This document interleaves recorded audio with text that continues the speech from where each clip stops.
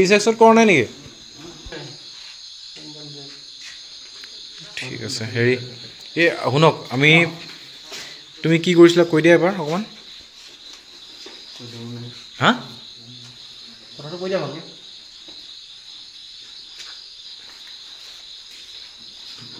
কৈ দিয়া আমি কি কাৰণে আহিছোঁ এতিয়া সেইটো কথা কৈ দিয়া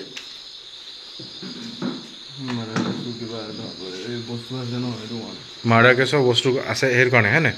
মাৰ্ডাৰ কেছটো মাৰ্ডাৰ কোনে কৰিলে হা মই লগৰ এজন আছিলোঁ তুমিও লগৰ এজন আছিলা আচ্ছা আপোনালোকে শুনিছে নহয় শুনিছে শুনিছে আপুনি আপুনি আপোনাৰ নাম কি হা লচন লোহাৰ আপোনাৰ নাম প্ৰফুল্ল বৰপাত্ৰ গোহাঁই আপোনালোক কি হয় দুজন বিডিপি মই বিডিপি আছিলোঁ এতিয়া আচ্ছা ঠিক আছে তো এতিয়া এওঁ তুমি সেই মাৰ্ডাৰটো কৰি পিনি বস্তু কিছুমান লৈ গুচি আহিছিলা হয় নহয় সেই বস্তুখিনি আমাক দেখাই দিয়া এতিয়া ক'ত আছে বস্তুখিনি তোমাৰ নামটো কি হা গৌৰাংগ পাত্ৰ সেই ওপৰত আছে এই কোনোবাই উঠিব লাগিব ইয়াত কিবা চকিলা নহ'লে বিচনাখন লৈ বাৰু এনেকৈ নহয়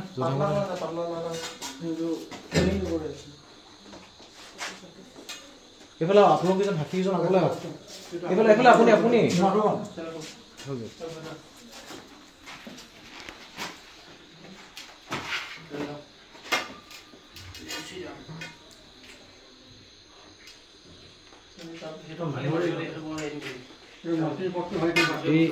এইটো ছাপৰ্টটা লৈ ল'ব লাগিছিলে মই কৈছোঁ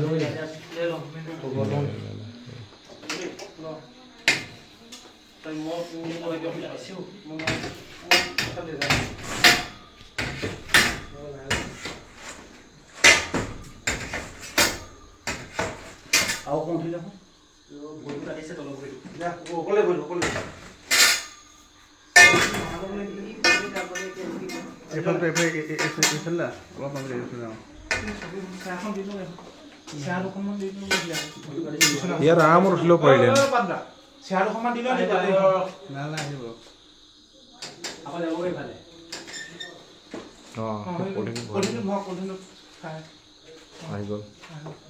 এইটোৱে নহয় জানো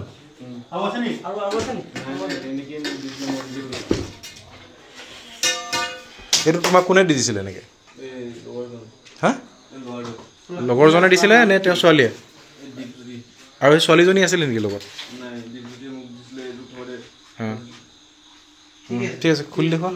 খোলা তুমি খোলা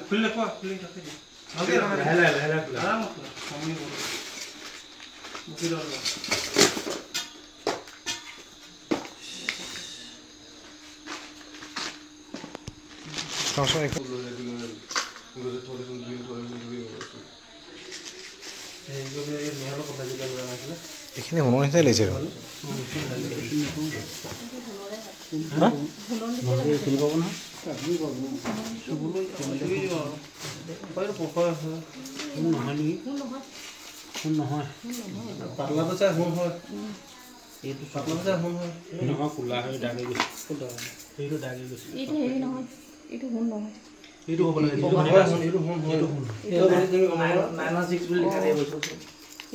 ভিতৰ ফালে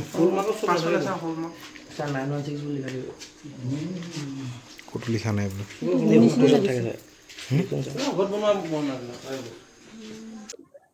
যোৱা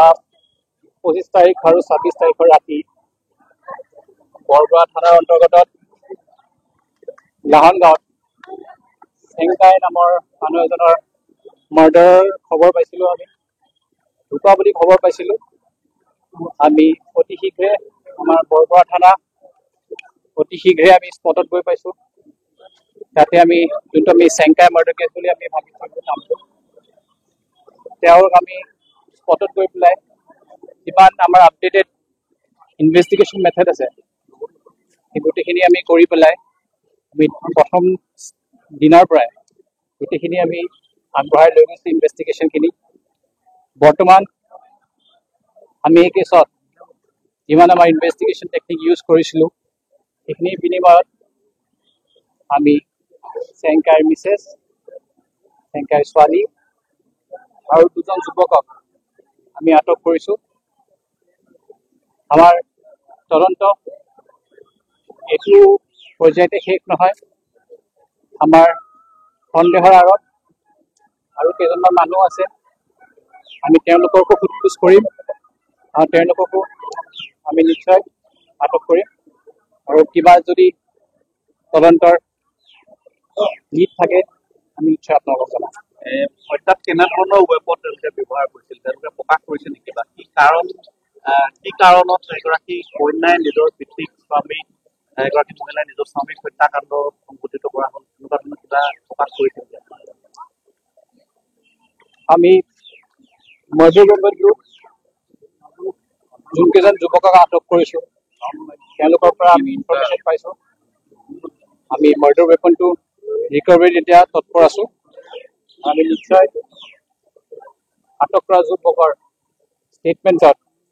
আৰু তেওঁলোকৰ লিডত আমি মৰ্ডাৰ ৱেপনটো শীঘ্ৰে ৰিকভাৰ কৰাৰ কেনেকুৱা ধৰণৰ ৱেপন ব্যৱহাৰ কৰিছিল কিবা প্ৰকাশ কৰিছিল? দা, লাঠি তেনেকুৱা ধৰণৰ? তেওঁলোকে এতিয়ালৈ আমাক ডাইৰেক্টলি কোৱা নাই। আমি সোধ-পোছ কৰি আছোঁ, কিন্তু আমি নিশ্চয় আমি মৰ্ডাৰ ৱেপনটো শীঘ্ৰে আমি এই যুৱক দুজনৰ এই উত্তম গগৈ পত্নী কন্যাৰ সৈতে এনেকুৱা কি সম্পৰ্ক আছে কিবা পাইছে? তেওঁলোকৰ ফোনৰ যোগাযোগ পাইছিলোঁ আমি। একদম প্ৰিলিমিনাৰী ইনভেষ্টিগেশ্যনৰ বেচিছত আমি এইটো ক'ব পাৰোঁ, যোনজন যুৱক আমি আটক কৰিছোঁ এজন যুৱক চেংকাইৰ জীয়েকৰ বন্ধু আছিলে। আমি তেওঁলোকে কোনটো পৰ্যায়ত প্লেনিং কৰিলে, কোনটো পৰ্যায়ত কেনেদৰে তেওঁলোকে ভাবিলে, কিদৰে আমি এই বেয়া পদক্ষেপটোত তেওঁলোকে হাতত ল'ব, সেইখিনি ডিটেইলছ আমি ইতিমধ্যে আমি কালেক্ট কৰি আছোঁ। আমি তেওঁলোকক সোধা-পোছা কৰি আছোঁ, ইণ্টাৰগেশ্যন কৰি আছোঁ আৰু আমাৰ যিমান বৰ্তমান ষ্টেটমেণ্টৰ ইণ্টাৰগেশ্যন আমি গম পাইছোঁ এইটো এটা লং টাৰ্ম প্লেনিঙত চলিছিলে আৰু এইটো ছাকচেছ হোৱাৰ ইভেণ্টটোতহে আমি অফেন্সটো গম পাইছোঁ। এই অফেন্সটোত আগতেও ছাকচেছ হ'ব পাৰিলে হয়। ইনভেষ্টিগেশ্যন আমি গম পাইছোঁ তেওঁলোকৰ বহুত দিন পুৰণা প্লেনিং আছিলে। কিবা কাৰণত তেওঁলোকৰ সফলতা নোহোৱাৰ কাৰণে বেলেগ আগন্তুক সময়ত তেওঁলোক ছাকচেছ হ'ব পৰা নাছিলে। দুৰ্ভাগ্যক্ৰমে 25 আৰু 26 তাৰিখৰ ৰাতি তেওঁলোকে এই কামটো সফল হ'ব পাৰিলে। মূল অভিযুক্তজন তেওঁ মাইনৰ নেকি? আপোনালোকে যিটো মাত লৈছে আমাৰ এতিয়া বৰ্তমান আটক কৰাৰ ভিতৰত দুজন মাইনৰ আছে। এতিয়া একমপ্লিছ কোন আছিল আৰু প্ৰাইম একিউজ কোন আছিল সেইটো আমি পৰৱৰ্তী তদন্ততহে গম পাম। নিশ্চয় আমি আপোনালোক সকলোকে জনাম। ইতিমধ্যে মই এটা কথা ক'ব বিচাৰোঁ কি এই কেছটোত আমাৰ বৰবৰাবাসী ৰাইজৰ কমপ্লিট ছাপোৰ্ট আছিলে। তেওঁলোকে আহি পেলাই আমাক বহুখিনি কথা অভিযোগ কৰিছিলে আমাৰ তদন্তৰ প্ৰতি, কিন্তু তেওঁলোকৰ যোনটো আমাৰ বৰবৰা আৰক্ষীৰ ওপৰত আৰু সমূহ ডিব্ৰুগড় আৰক্ষীৰ ওপৰত আমাৰ মাননীয় SP ছাৰৰ নেতৃত্বত যিখিনি তেওঁলোকে বৰবৰাবাসী ৰাইজে আমাৰ ওপৰত আস্থা দিছিলে, সেই আস্থাটো আমি আমাৰ আৰক্ষী বিভাগৰ দায়িত্ব হিচাপে লৈ পেলাই আমি তেওঁলোকক আশা কৰিছোঁ যে তেওঁলোকে যোনটো ভয় ফিল কৰি আছিলে, এনেকুৱা এটা আগতে নোহোৱা মাৰ্ডাৰ কেছ এটা বৰবৰা জেগাত আমি কেছটোত আগবাঢ়ি পেলাই 4জন একিউজক আটক কৰি আমি আশা কৰিছোঁ কি বৰবৰাবাসী ৰাইজৰ অলপ তেওঁলোকৰ মনত অলপ শান্তি দিছে। আমি কিছুমান বস্তু ইমুভেবল প্ৰপাৰ্টি আমি ৰিকভাৰ কৰিছোঁ। এই ইমুভেবল প্ৰপাৰ্টিখিনি কেনেকৈ ৰিলেটেড হয় ইনভেষ্টিগেশ্যনটোৰ লগত সেইখিনি আমি